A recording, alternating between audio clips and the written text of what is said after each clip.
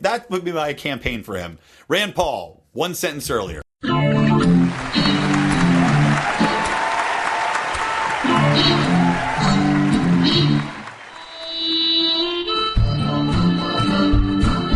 Welcome to the Lions of Liberty podcast. Here is your host, your guide, your shining beacon of liberty, Marc Clair. Welcome back, folks, to the Lions of Liberty podcast. This is episode number 87. Before we get into today's show, I want to take a second to let you know about Health Excellence Select, an amazing alternative to Obamacare, which utilizes health sharing to cover your medical costs. That's Health Excellence Select. For more information, head over to lionsofliberty.com/health. All right, guys, and we are here in the Lions of Liberty studios. I have a very special guest with me today. It's not his first time here in the Lions of Liberty studios, but it is his first time here without an alcoholic beverage. Brian McWilliams, welcome back. Thank you very much. And you don't know what I do in my car. I might have a flask. You're not holding there. one in your hand is the point. No, it's sad, but it's true. I do presume you had a flask in the car and were chugging vociferously before I let you in, but... Well, it's the only way I can function in society, don't you know? Exactly. And, Brian, I'm going to let you go ahead and tell everybody why you're here today. Why are we getting together without the whole crew? What is the occasion? I know. I've got no safety net here, no crew to back me up. The occasion is that, if you guys have been following along, you might have noticed that we started a feature that I write, and it's on every Monday on the website called... What is our website again? Lionsofliberty.com. Lionsofliberty.com. See, you're not used to this sober stuff. You got to get the plugs in all the time. No, it's killing me. ABP, always be plugging. Yep. So, it is called... Rand Pauluses and Minuses. Yes, one of the greatest puns of our time, some have said. Scholars will be talking about this years from now. But basically what it does is that I'll look at the past actions of Rand over the week, and then I'll give him a little recap and give him grades. It's either Paulus if it's done well. You know, like let's say... Ding. Like, for example, his most recent thing we'll get into, which is talking about the legalization of medical marijuana. A very obvious Paulus. Obvious Paulus there. Although you're kind of giving something away, because this is going to be in next week's article. And so everybody just stopped listening. Consider this a preview for next week. Right. Normally, you try to recap the week that was, but the thing with Rand, this could almost be a daily article, because every day there's like 3 stories about this guy, which tells you that people are at least paying attention to things he's saying, because it's obvious that he's going to be some kind of player in the presidential race. Right, exactly. And of course, though, there are the drawbacks. There are some negatives for old Randy Pants, as I've taken to calling him. Randy and those, Pants, of course, are minuses. And we'll get into I'd like to get him on the show sometime. I don't know if Randy Pants is going to help, but... I don't know. He's got Libertarian Girl doing his social media. She might say, hey, Randy Pants, that's a hashtag waiting to happen. It is. It absolutely is.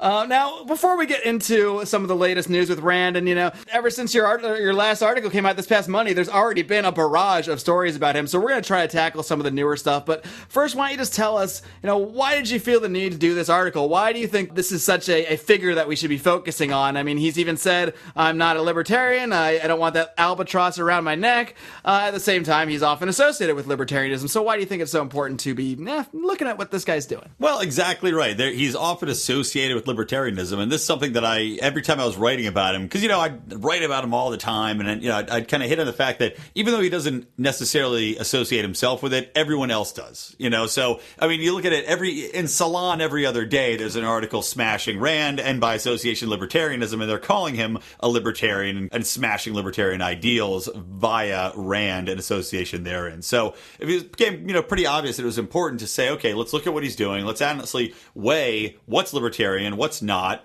Is it good for the libertarian ideals and the cause, or is it not? Is it going to be hurting us in the long run?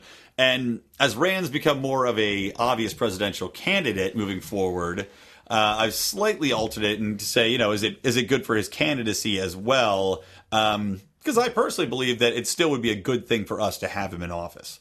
It's kind of getting into another debate, which we've had in the past, but sure. I still think that it's, a 60% libertarian is better than no libertarian.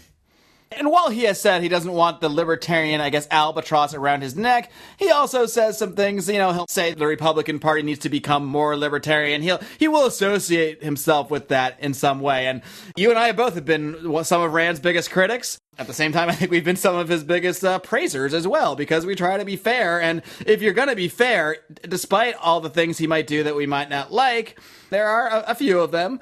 But it's very clear that he's like by far the best senator. I mean, Yes. I'm just going to say that. I mean, I don't think it's even close. There's a couple of great guys in Congress, Justin Amash, Thomas Massey, some other good guys too. But as far as national figures that are going to have a prominent voice in the next year, because it's pretty obvious he's going to be running for president. You know, this is the guy who's going to be most associated with libertarianism. So it makes sense to look at what this fella's doing. Exactly right. And to grade it. And to grade it in a very strict plus minus. Sometimes push. Sometimes pushes. Sometimes when he can't just make up his mind, Yeah. it's a push. Yeah.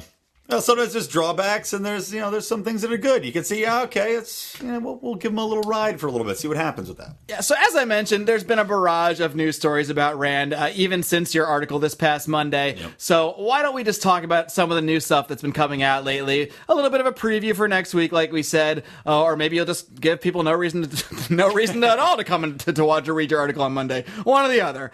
Well, hey, by the time that comes out, I mean, look, in the last 2 days, There'll there's be been so much 17 stuff more coming out. stories. Yeah, that's why. Yeah, we always have a debate. Oh, should we write about him? But it's like, God, there's always so many items. Yes, there certainly is. Because Rand's always out there. He's always saying stuff.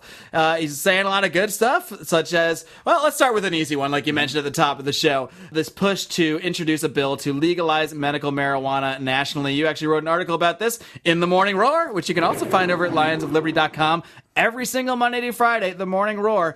Tell us about this bill, and who's Rand joining up with? Some characters you might not normally expect the Republican to team up with. Give Rand a lot of credit, because Rand actually is one of the guys who's proven that he will reach across the aisle quite ably. And, the most recent one, so this bill is going to be, he teamed up with Cory Booker, who's a Democrat from Jersey, and Kirsten Gillibrand, which I always sounds like that SNL character Kristen Wiig does to me. But anyway, she's from a Democrat from New York. And basically what they're doing is they're teaming up to push a bill through which is going to look to basically decriminalize medical marijuana on a national federal level. As we all know, there's already some states that allow it, California being one of them. Yeehaw. Shoot out Liberty guns in the air, which are illegal here, so never mind. Liberty guns are not, well, some guns are legal, but you jump through some hoops. Yeah, and you can't really carry them around. You definitely can't shoot them in the air. No, definitely not. Because of medical marijuana bills. They do not like that. Would a foot be better? So anyway, they've introduced it now, and it's going to basically help to stem, Obama's already pulled back from the crackdown on states' dispensaries, but it's really going to say, hey, no more of that. You can no longer go after these, and just in general also help to fund more studies and get rid of some of that red tape into marijuana-related studies. So, yeah, it's a pretty impressive undertaking, and this is where we might have a little bit of debate. We were talking about whether or not you think it'll actually have a shot at passing.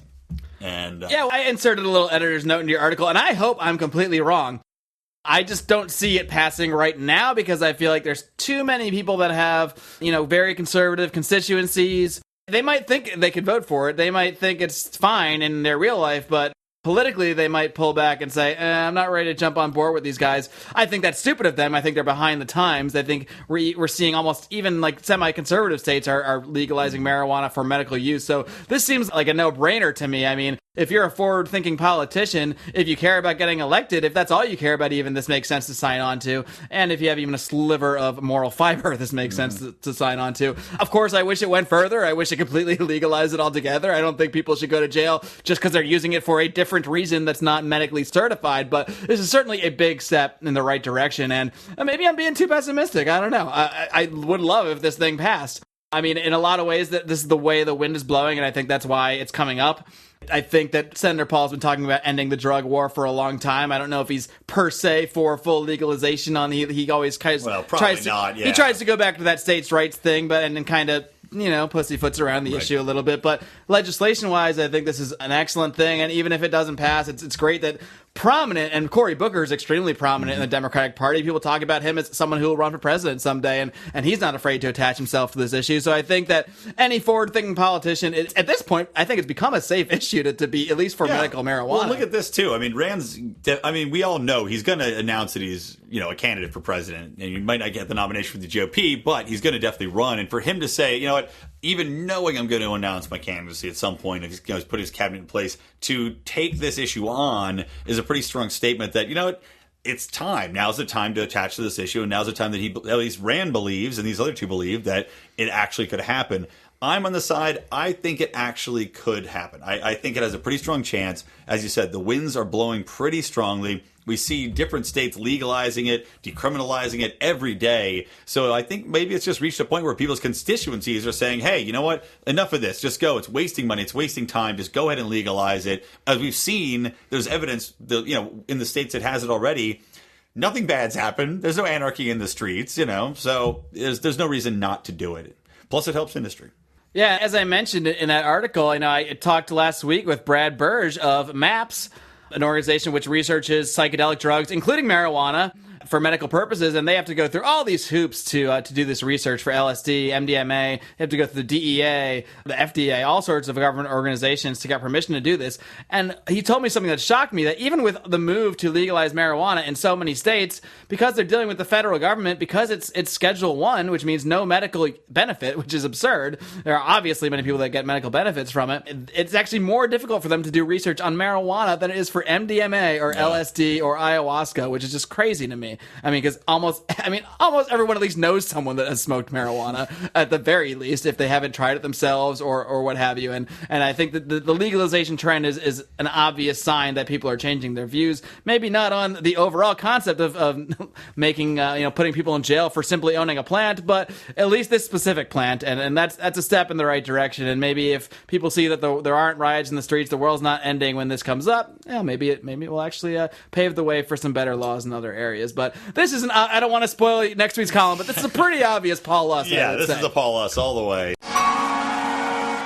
And from every angle, it's a plus. Ding! We'll call that a Paulus. All right.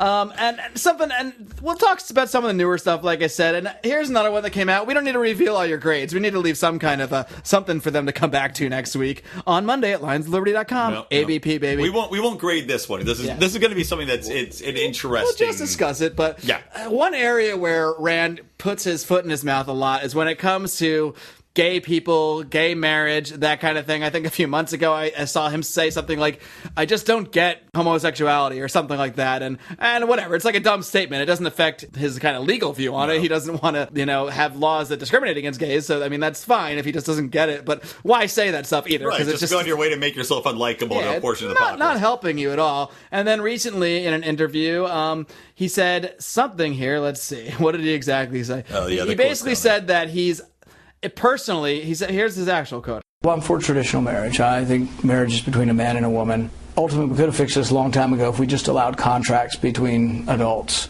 We didn't have to call it marriage, which offends myself and a lot of people. But I think having competing contracts that would give them equivalency before the law would have solved a lot of these problems. And it may be where we're still headed. Now, that last part is obviously the one that's causing the ire when he says it offends him when other people call marriage, between a man and a man or a woman and a woman, because for whatever reason, his religious beliefs or his personal beliefs, to him, he just sees marriage as between a man and a woman. Mm-hmm.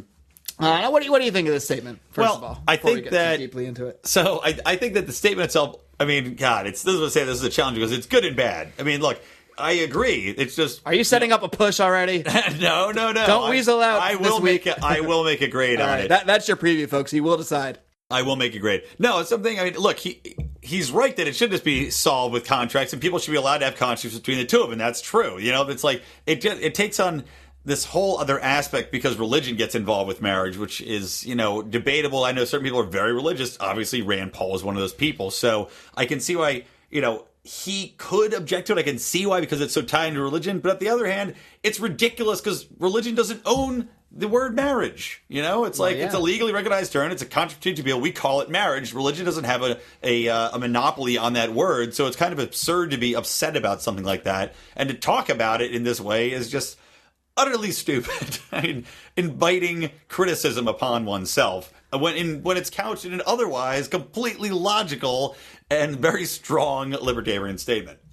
Right. I think if you actually read his whole statement, it makes sense. He's actually, in a way, he's actually is arguing for marriage equality here. Yeah, totally. He's saying it should be based on contracts, and people can make contracts with anybody they want, a man, a woman, whoever. Mm-hmm. But it's kind of this added statement he tosses in there about how it offends himself and a lot of people, and I think he just offhandedly said it. I don't think he's like homophobic or anything. I just think to him that I think it is what he said. He thinks marriage is between a man and a woman.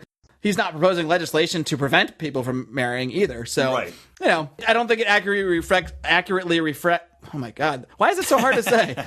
It's going to be a long show, guys, if I can't get this phrase out. I don't think it accurately reflects his political views, this statement, but it's a dumb statement. It's a dumb statement to say in a political context. The headline isn't going to read, Rand Paul calls for marriage equality and independent contracts between people, which is what he's saying. The headline reads, Rand Paul is offended by gay marriage. Right. It's like you said, foot in mouth, and it's what...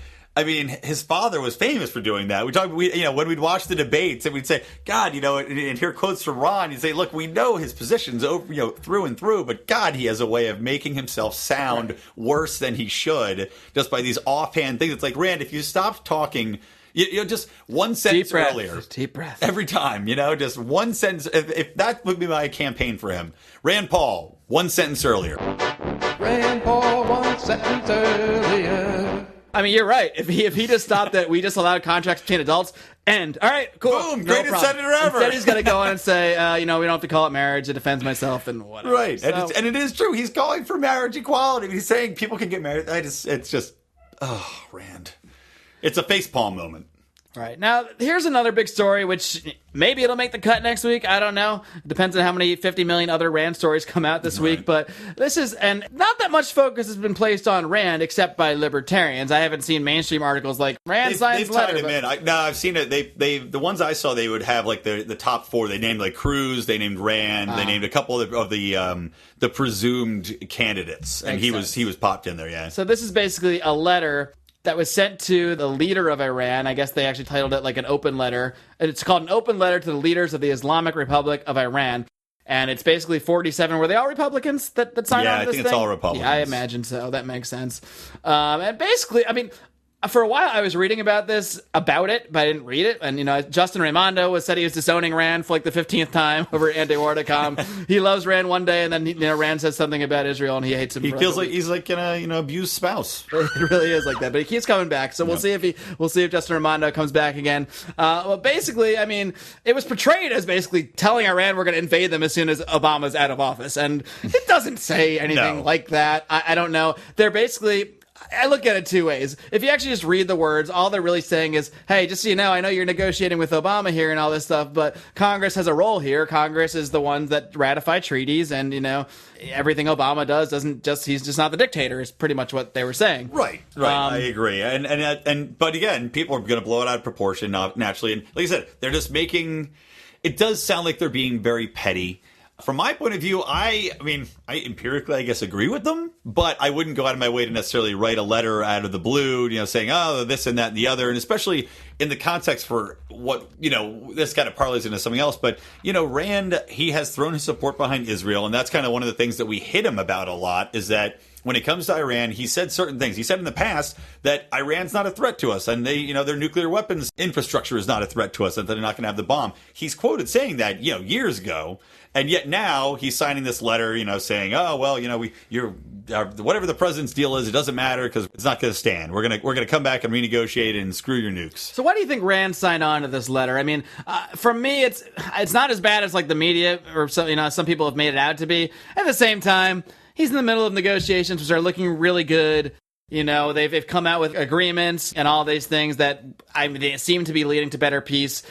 And yet they have to come out with this and do this, which it's not like the Republicans that, and in a way they're right about the Constitution and the process. Yeah. But, it's not like these guys ever care about the Constitution. Most of these guys in the first place. So, I mean, the war on drugs is unconstitutional and most of these guys support it. So it's obviously a political mover. I think it obviously is meant to undercut Obama, even if, it's not as bad as they make it out to be. So why do you think Rand signed on to this bill? Has he made a statement about it? I haven't seen him make a statement yet. I mean, maybe throw a quick Googs in there. You'll know by Monday. Yeah, exactly. Yeah, stay tuned. Rand Pauluses and Minuses. You gotta leave those teasers. It's the same reason he's thrown his name onto anything that is, if it affects Israel, it's like his neocon buddies. He's cuddled up to certain neocons in the system, McConnell being one of them, and he's said over and over again.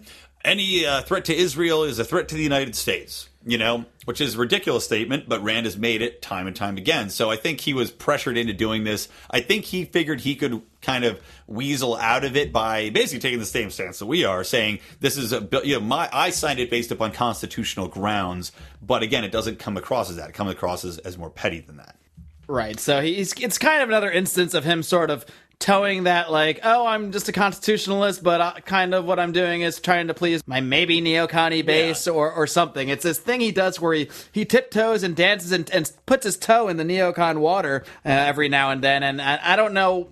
I mean, that's definitely the opposite of what his dad did. His dad directly called out the neocons. Oh, totally. I mean, his dad would be I think he did actually say something about this letter. Well, it's like he swims in the sludge of neoconism, and then he uses the nice hose of sweet, clean liberty to try to make himself clean again. Good. I'll tell you what else kind of bugs me about this, though, is that, from Rand Paul, he's, more conservative foreign policy, and this is another thing that we'll get into probably today, but more conservative foreign policy advocates, negotiation over sanctions.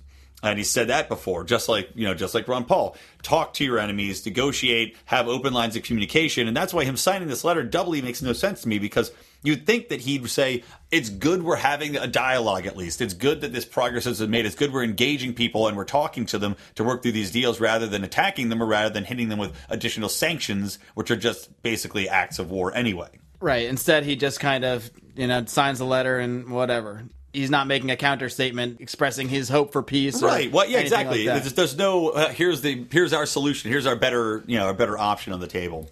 Yeah, I think it's overblown a little bit, but it also seems petty. I think it's overblown when people are saying these guys are traitors and should go to jail. Like, I don't know. Of course. The whole thing about violating the Logan Act, and I don't know. It's just an open letter. I don't know. It doesn't seem as bad as I read it to be, but maybe I'm just not reading in between the lines enough. Hey, I mean, maybe he signed it because, ClapGate. With Rand Paul's clapping over Bibi Netanyahu's speech. All right, well, that can be our next thing we talk about here. Perfect now we can reveal some of your grades, since these have already aired. This is something you discussed in last week. So for people that don't know, what exactly is ClapGate? All right, so ClapGate. Hashtag it and you'll find out. Oh, God, it was huge. I mean, it was kind of the funniest thing because, Netanyahu gave this big speech to Congress, basically just calling for the U.S. to break off negotiations with Iran and their scumbags and the nuclear, all brimstone and fiery death. The speech. He's a scary dude, huh, Netanyahu? Yeah, he is. He just looks scary. I won't go into my a different. We'll save that for Netanyahu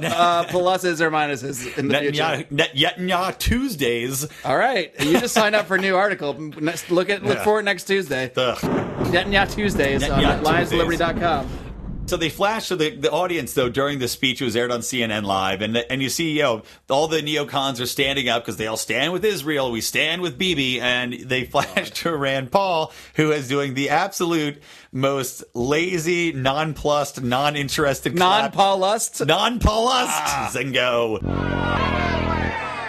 He's giving Netanyahu a minus. It's literally, I'm looking at this GIF now. He's we are both, for people out there, we are both staring at this GIF that is like 3 seconds on mesmerizing. It is mesmerizing. He's just like staring off into space. Yeah, slowly, clapping, I'd say 1/3 the speed of everyone else. It's almost as if he is openly mocking him. It almost looks like he's playing in slow motion while everyone else is playing super fast speed. Yeah, I honestly think it's fantastic because for me at least, spoiler, I think that it kind of reveals his true thoughts about it, at least in some way. He looks like a kid who is like dragged to some speech with his parents or something, and he's just like, okay, now stand up now, Timmy, and he just has to clap. And and it's all, at the end of the day, he's kind of like, oh, God, I'm going to stand, but this is all just a bunch of BS, That's the guy who stood for 13 hours once, so he's not upset about the standing. We know he can hang. Hey, now. He's got thighs and calves like tree trunks. Speaking of gay marriage. And I do believe he issued a statement after this one. He did, It was just the typical, like, oh, yeah, don't worry, we stand with Israel. So, right. And what did you give this one, by the way? I gave it a Paulus.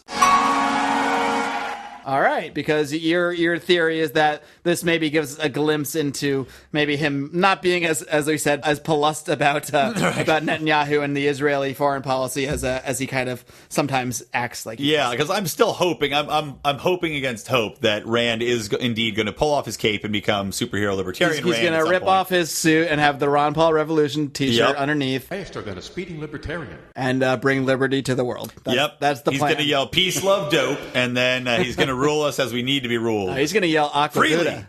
Don't forget Aqua Buddha. Oh, yeah. I just ruined any chance of talking to Rand on the show. Yeah, probably.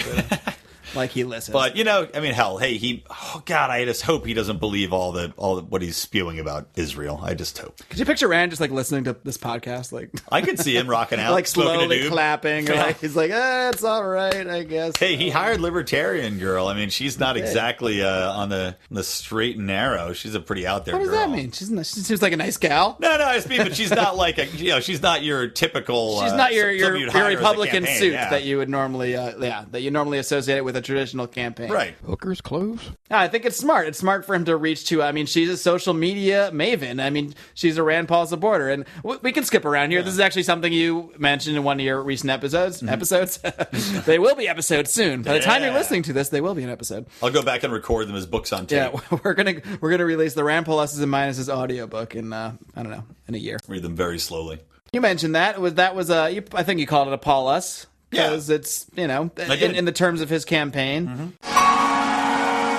See, if he can do stuff like hire Libertarian Girl and support medical marijuana, like why can't he go all the way? Why can't he just be like against wars and he sort of is though too is the thing. His statements are like, okay, he's kind of saying we shouldn't go to war here, right? But then he still does this dance with the neocons and he still gives supports Syria, action in Syria on some level. And his champagne brunch with Sheldon Adelson, which we can talk about next. You talked about that last week. Well, what is it? What did you think about his clap? By the way, are you with my Paulus? I can't look for this GIF and not give it a Paulus. Oh yeah, I can do grades too. I never thought about that. Yeah. Cool. When is the point of the show, I thought. Oh yeah, that is the point. Yeah. All right, Paulus. Paulus, yeah, Sheldon. My very first Paulus. Oh, it's adorable. All right, yeah, I love the clap. Oh, there's a moth in the studio. I'm gonna watch this GIF for a long time. I really enjoy it. The disinterested look on his face. If you haven't seen it, well, come to lionsliberty.com. Yeah, it's in this week's Monday article. You can watch and laugh along. And I will link to it in our show notes, along with all of our past editions, along with the whole archive. This is probably a good time to mention you can find the entire Rand Paulus' archive at lionsofliberty.com/Rand. We made it really easy for you. Mm-hmm. So there you go. Yeah, do that. All right, Brian, we got just a couple more things to talk about here about Rand, but first, we got to give a little love to our sponsor over at Health Excellence Select. Now, until last year, I was just like you guys. I saw my health insurance cost double and my deductibles skyrocket thanks to the Obamacare health insurance mandates. Determined not to participate in this corporatist scheme, I sought an alternative and found out about health sharing, a fantastic concept in which your monthly fees go directly to pay the medical bills of others, not into the pockets of some crony capitalist fat cat. Health Excellence Select combines health sharing with a patient care personal assistant, 24/7 phone access to board-certified physicians, and discounts on dental, vision, and other benefits. The best part is that for most people, plans with Health Excellence Select are much more affordable than Obamacare insurance, and it meets the legal mandate, so you will not be fined for using it in lieu of insurance. That's Health Excellence Select. For more information, head over to lionsofliberty.com/health. As I mentioned, he recently had I'm calling it a champagne brunch. I don't know if they had an unlimited mimosa deal or anything, but he had lunch with Sheldon Adelson. For people who don't know, who is this Sheldon Adelson character? Is it Adelson or Adelson? Oh, I don't know. I don't know either. I've never heard people say the name except me. I just read it. Yeah, me too. I've never listened to his podcast. We'll just call him Sheldon. Does he have a podcast, Sheldon Adelson? God, I hope so. Addy time? Shattleton.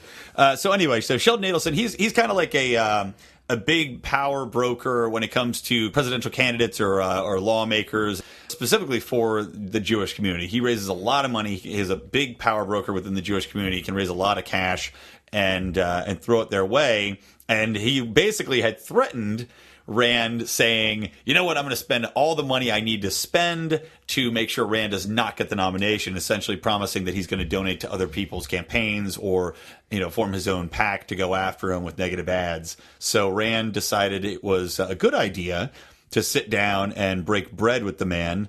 I don't know if it was matzah. I don't know what time of the year it happened. No, it's not matzah time yet. That's next month. Okay, good. I mean, you could eat it any time. They could have been eating matzah. It's pretty good with butter. They wouldn't be required to be. I had it That's with all butter. I'm saying. So he sat down with Sheldon, and I guess it went well.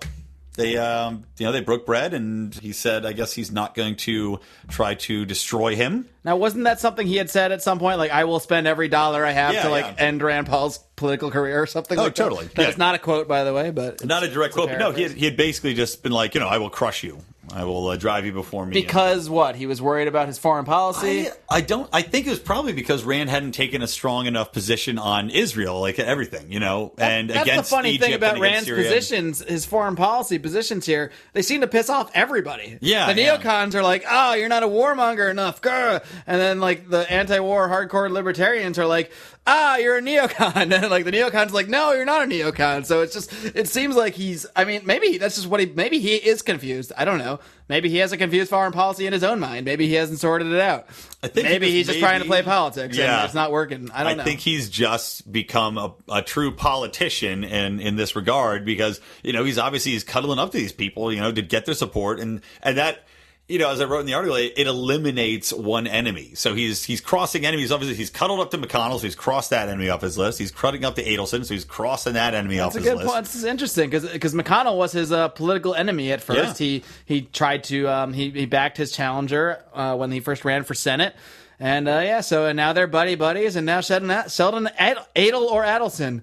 If anybody is a Sheldon Adelson fan out there, just let us know how to really pronounce his name. This is a scary looking dude, right? He's highly unpleasant. I just pulled up a picture of this guy. Wow, I don't know if I could go to lunch. I don't know if I'd be able to eat. He looks like an angry potato with Donald Trump hair. What's this picture? It's like the show has descended into just me and Brian looking at various pictures of. If you do yourself a favor, Google this guy and just go to images and just have a good time. It's weird.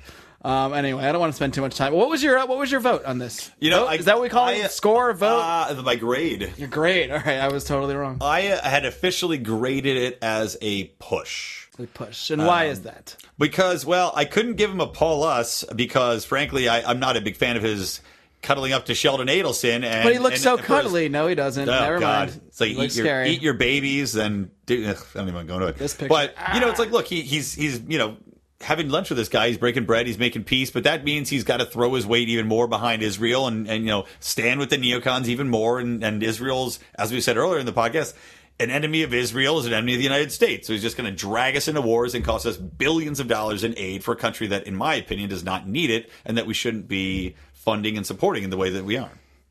So, But on the other hand, he did eliminate, a potential threat to his campaign. And so I said, all right, I understand at least why he did it. Yeah, we don't know what he said in there. I mean, he might have said, like, look, just come on, back off, man. Yeah, I didn't want to give him a straight-up minus for that because I can understand the motives. But he might have just said, dude, I'm not going to win anyway, all right? Just don't worry about me. Just don't look at me through that window anymore. My God, stop staring at me. Seriously, you're creepy. Terrifying. That's how I picture it going. Yeah. That's how my lunch with Sheldon Adelson would go. And then this is a story, I hadn't even heard about it before he, I guess it was reported that he rejected it, but I guess Rand pulled out of an opportunity to appear on the show Parks and Rec. Tell us about that. Well, long story short, I think a lot of people out there are fans of Parks and Rec. I only recently became engaged with the show because it was caught on reruns on FX, but very funny show. It does have a lot of pro-government leanings to it, but it has a kind of a caricature counterpoint libertarian in the form of one Ron Swanson, otherwise known as Nick Offerman, the comedian, who is very funny on the show, and he does make some pretty salient libertarian counterpoints. He wants to always cut the budget. He wants to, cut down on the big government. And it provides Rand, if he had done the show, with a pretty good foil to play off of. Now, Michelle Obama had already been on the show, as have other kind of prominent liberals, and Rand had the opportunity to go on the show, and apparently he had said yes, and then it said, what, never mind, and he decided he wasn't going to do the show at the end of the day. So that's pretty much what happened. And you think it would have portrayed him in positive? Obviously, he didn't think it would since he pulled out. Why do you think he pulled out? Do you think he just maybe read the script and it was maybe not complimentary? Or? I don't know, but you'd think, though, I mean, look, there's always some play that you can have when you're a politician going on one of these shows. They're not just going to say you have to accept the script as it is. So I'm sure he could have kind of finagled his way into some more positive, positive script writing. But the thing is, even if it wasn't the absolute perfect message, the fact that he would be on the show that goes in front of so many people that are of voting age, that are independent, that are, probably not the most conservative leaning, but it also reaches a large, swath of people that are just, conservative everything. It's a highly rated show. And it also humanizes the man and puts him in a comedic light is good. It's all good. I do public relations for a living, and this would have been great PR. It would have been something that, even if it didn't go perfectly, it's still very valuable leading into this. And now the show's kaput. They already filmed the last episode, so he's not going to get a chance to do it anymore. As a public relations executive, do you feel that this episode of the show will help our PR for lionsofliberty.com? I don't know. I hope it does. You don't know. It's what you do for a living. Yeah, I know. All right. I know. Mark's been on me to promote our own website, which I do need to do.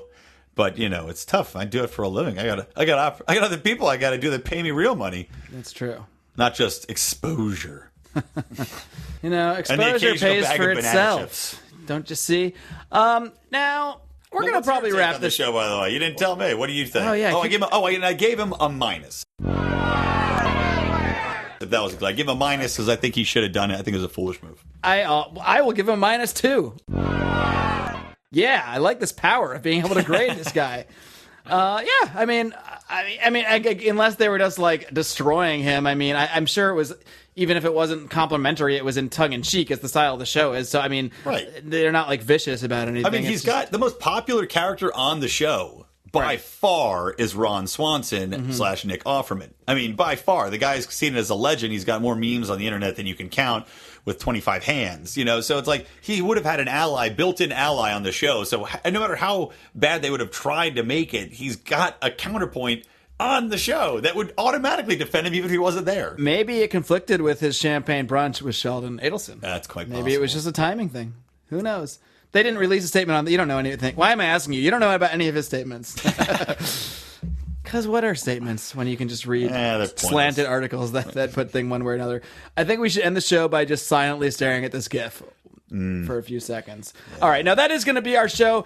We're going to try to do this maybe like once a month or so and go through some of the recent, the most recent happenings with Rand. Obviously, in the next probably month or two, he's going to, I think most people out there agree, he's going to be officially announcing his run for president. And obviously, things are going to really pick up then, and the heat's really going to pick up. And he'll be criticized a lot from a lot of sides. He'll be criticized from the mainstream. He'll be criticized by libertarians. He'll be criticized by us. He'll be praised by us too, probably, if the past is any indication.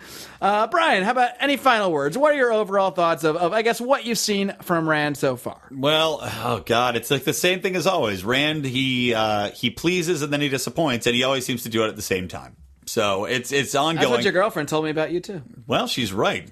Rand's Rand. It seems that after, God, we've been writing about it for 2 years now, 3 years. The man is what he is, at least for now. And who knows, maybe he will illuminate things more as it gets farther into the political campaign. We're certainly going to see a lot more when he gets into debate mode as these things advance. So I'm excited for that.